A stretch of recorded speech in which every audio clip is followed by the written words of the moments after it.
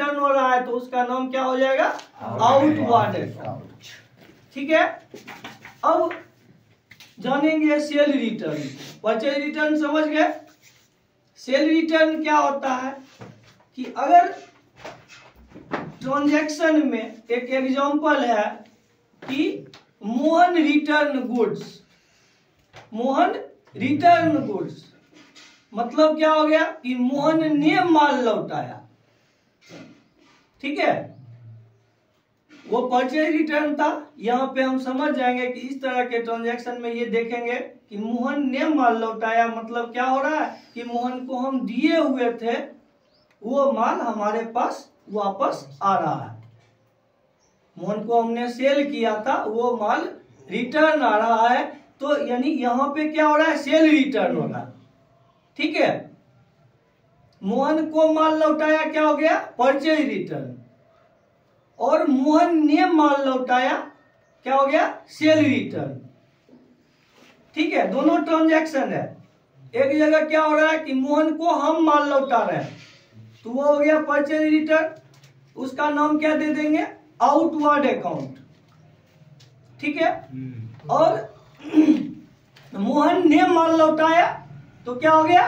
Cell return. दोनों तो transaction ही है।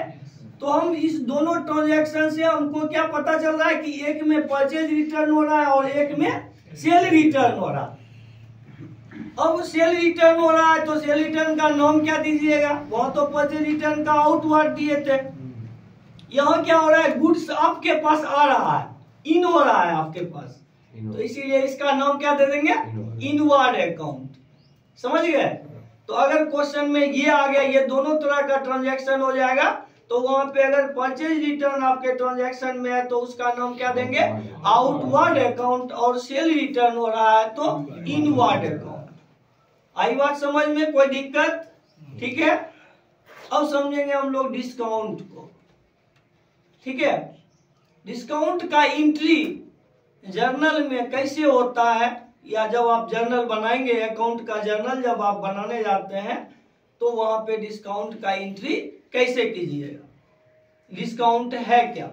डिस्काउंट कितने तरह का होता है, इसको हम लोगों को समझना। डिस्काउंट दो तरह का होता है। एक कैश डिस्काउंट और एक ट्रेड डिस्काउंट। डिस्काउंट दो तरह का, एक कैश डिस्काउंट और एक ट्रेड डिस्काउंट। ठीक है, अब ट्रेड डिस्काउंट क्या है? जब आप कोई सामान सेल करते हो या परचेज करते वक्त जितना परसेंट आपको ऑफ में वह सामान मिल जाता है, that is called trade discount.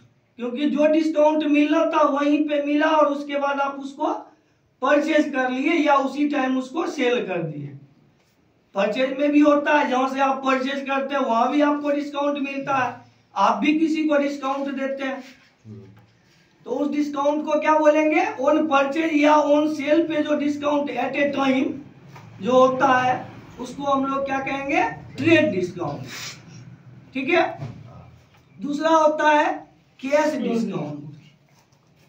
दूसरा क्या होता है? Cash discount. तो कैश डिस्काउंट क्या है?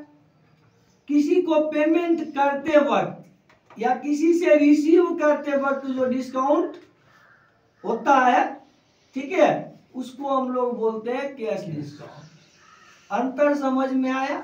नहीं आया? फिर से समझिए।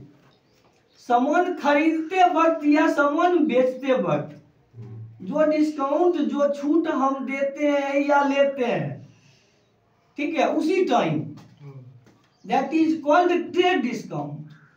ठीक है, अब आप सामान खरीद के ले आए, सब तो वहां कैसे नहीं खरीदता, यानी वहां कैसे खरीद लिया, वो तुरंत दिया और ले लिया, वो ट्रेड डिस्काउंट हो गया। ठीक है, जितना पे भी ऑफ वगैरह उसको मिला डिस्काउंट, वो हो गया ट्रेड डिस्काउंट। अब आप सामान खरीद के ले आए ऑन क्रेडिट, ऑन क्रेडिट की बात हो रही है। ऑन क्रेडिट आप सामान खरीद के ले आए, आपका जो महाजन है उसको आप थोड़ा थोड़ा करके पैसा दे रहे हैं, ठीक है। एक बिल चल रहा है, अब लास्ट में कुछ पेमेंट बचता है उसको शेष देने के लिए, तो उसको जाते हैं वहां पे हाथ जोड़ के खड़ा हो जाते हैं या रिक्वेस्ट करते हैं कि कुछ हिसाब किताब माइनस प्लस कर दीजिए, ठीक है। या आपको कोई कहता है, जब आप बिजनेस करेंगे तो दोनों बात होगी, आप किसी को पेमेंट करेंगे या आपको कोई पेमेंट करेगा। जब आपको कोई पेमेंट करेगा तो वहां पे वो आपसे डिस्काउंट लेगा, आप किसी को पेमेंट करेंगे तो आप किसी से डिस्काउंट लेंगे, समझ रहे हैं। तो इस तरह का जो डिस्काउंट होगा that is called cash discount, ठीक है। कोई दिक्कत? No sir. यहाँ तक कॉन्सेप्ट क्लियर है? Yes sir. चलिए ठीक है, आज का क्लास यहीं पे ओवर करेंगे हम लोग।